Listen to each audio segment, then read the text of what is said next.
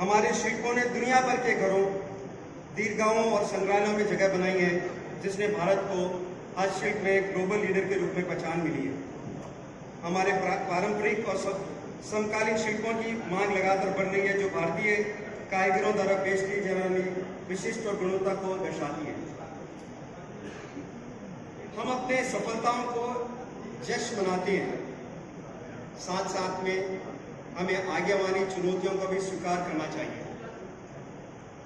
Machine निर्मित उत्पादों से कंपटीशन, नवाचार की आवश्यकता और तेजी से बदलते वैश्विक बाजार में प्रासंगिक बने रहने का मत ऐसा क्षेत्र है जिन पर हमें निरंतर ध्यान देने की आवश्यकता है।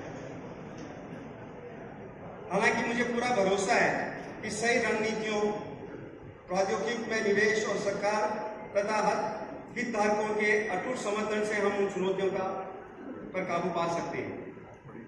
कारीगरों के बीच डिजिटल साक्षरता को बढ़ावा देने, बाजार तक पहुंच बढ़ाने और टिकाऊ प्रथाओं को प्रोत्साहित करने के उद्देश्य से हाल ही में की गई पहल सही दिशा में उठाए गए कदम। ईपीसीएच हमेशा इस क्षेत्र के विकास को समर्थन देने के लिए प्रतिबद्ध रही है। हम अपने कारीगरों और निर्यातकों के लिए अवसर पैदा करने के लिए अथक प्रयास करते रहते हैं, चाहे वो राष्ट्रीय और अंतर्राष्ट्रीय व्यापार मेलों में भागीदारी की माध्यम से हो, या बाजार की जानकारी प्रदान करना हो, या नए बाजारों तक पहुंच को सुगम बनाना हो। साथ ही हमने नए उत्पाद और डिजाइन विकास, उत्पादकता वृद्धि और ब्रांड निर्माण पर अधिक ध्यान दिया है। हमारा मिशन ये सुनिश्चित करना है कि भारतीय हस्तशिल्प न केवल जीवित रहे बल्कि वैश्विक बाजार में पनपे।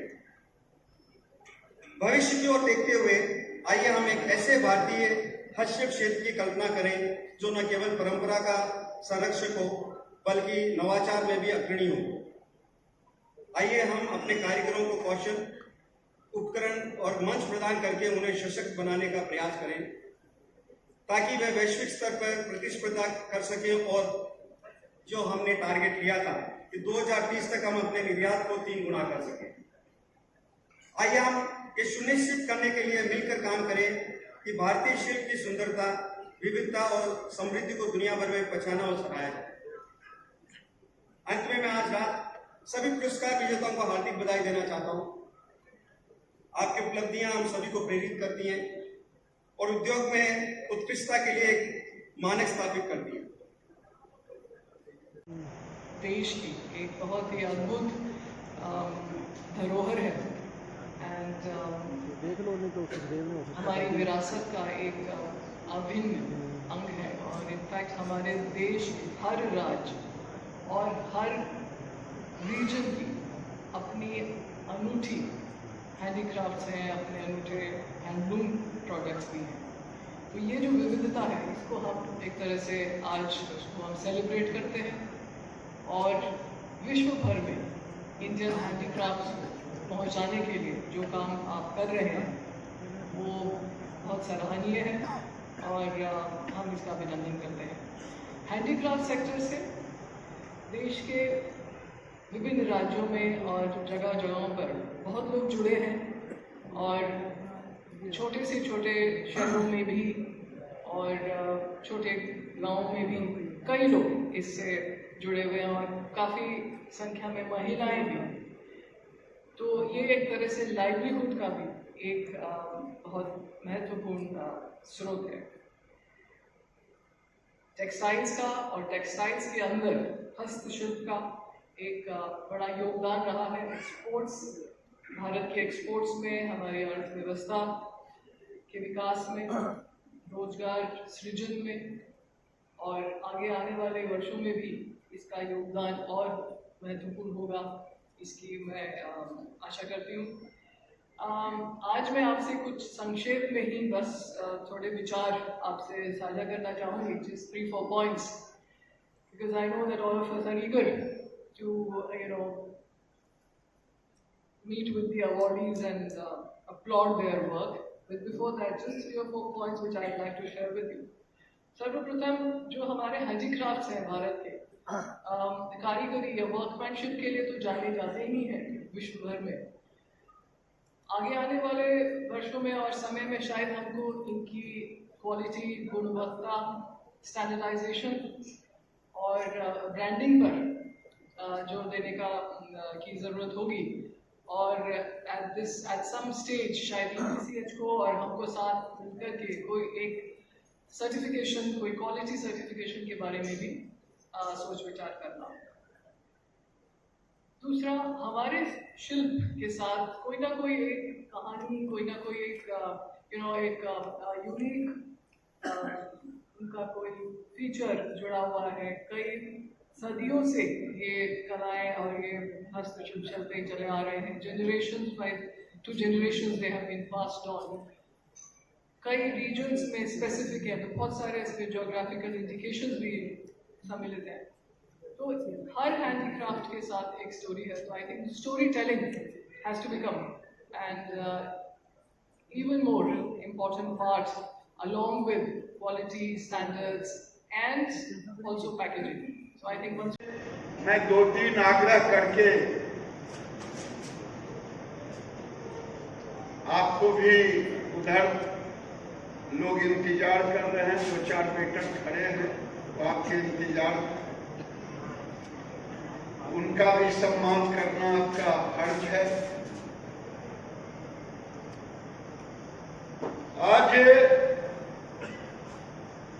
हम 2014 में 25,000 करोड़ के लगभग हमारा एक्सपोर्ट था।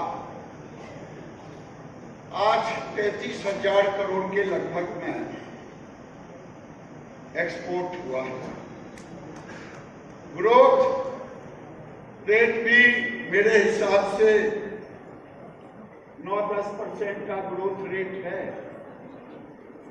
मैं पूछ रहा था, ये अनऑर्गेनाइज सेक्टर को ऑर्गेनाइज करने में विभाग की बड़ी भूमिका है, अभी और करना। ऐसे आज इसमें अगर 35% हैंडीक्राफ्ट सेक्टर में 33% महिलाएं हैं, तो मैं तो चाहूंगा एक्सपोर्ट प्रमोशन काउंसिल के लोगों से कि महिलाओं को बढ़ाएं, कम से कम 33% अवार्ड में भी उनकी भूमिका रहे। लगता है पुरुष लोगों को अच्छा नहीं लगा, इसलिए तालियां कम करनी। लगा मेरा ही हक गिरिराज जी दे रहे पुरुषों को, हक किसी का नहीं दे रहा हूं। अवार्ड जो जीता वो सिकंदर। मैं दूसरी बात कहूंगा, आज 122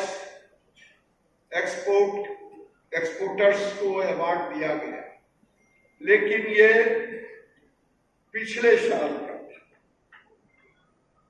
19, 20, 20, 21।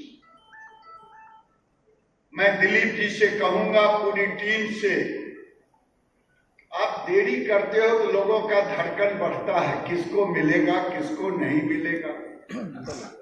इसलिए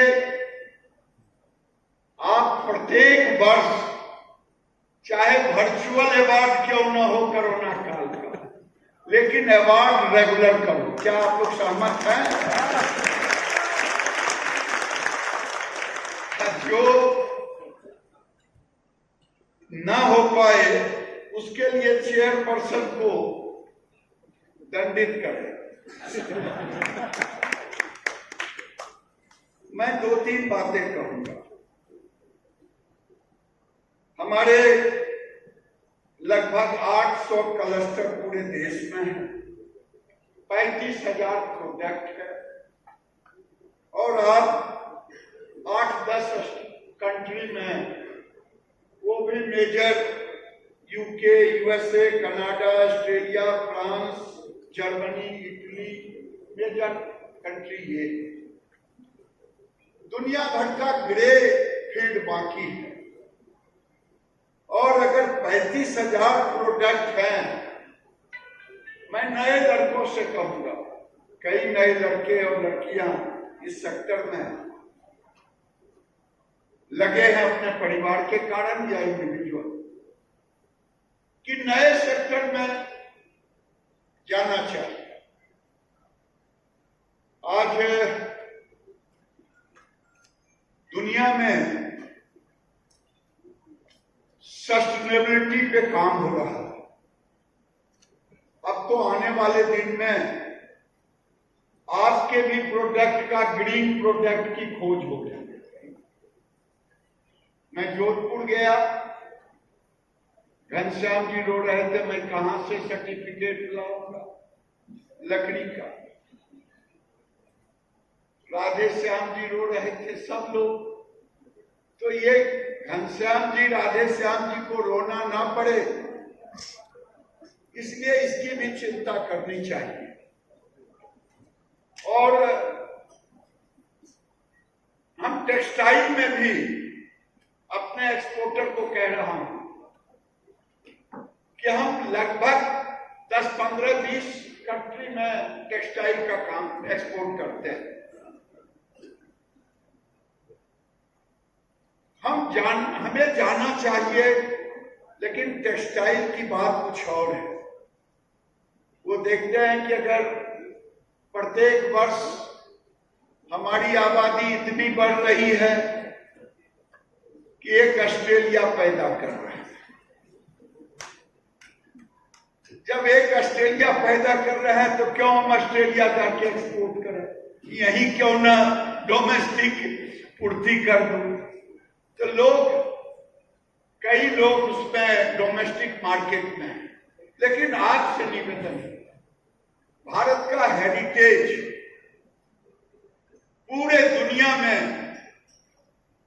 हमें लोग कितना भी नष्ट करना चाहा, लेकिन आज भी हमारी हेरिटेज सबसे बहुमूल्य है।